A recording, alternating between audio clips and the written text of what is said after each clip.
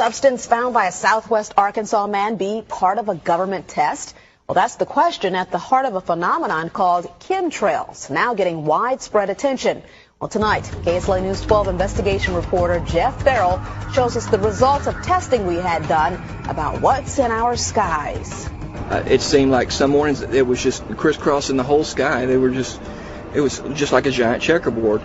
Bill Nichols snapped several photos of the strange clouds from his home in Stamps, Arkansas. They begin as normal contrails from a jet engine, but do not fade away like a normal contrail. Soon after, he saw particles in the air. Because we'd see it drop to the ground in a haze. Nichols then noticed the material collecting on the ground. This is water and stuff that I collected in bowls. I had it set out in my backyard on my dad's pickup truck. KSLA News 12 had the sample tested at a lab. The results? A high level of barium, 6.8 parts per million, more than 3 times the toxic level set by the EPA. Armed with these lab results about the high levels of barium found in our sample, we decided to contact the Louisiana Department of Environmental Quality.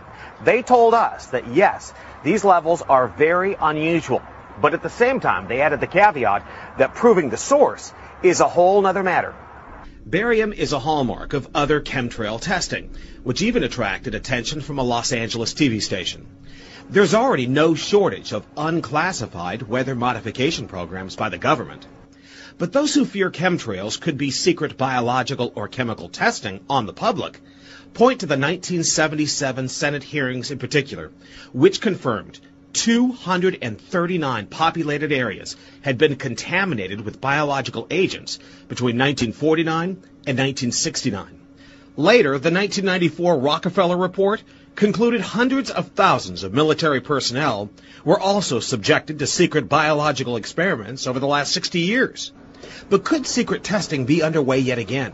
I'd rather it be something inert and benign, something that's, not causing any damage, but I'd like to know what it is. KSLA News 12 discovered chemtrails are even mentioned by name in the initial draft of House Bill 2977 back in 2001 under the Space Preservation Act.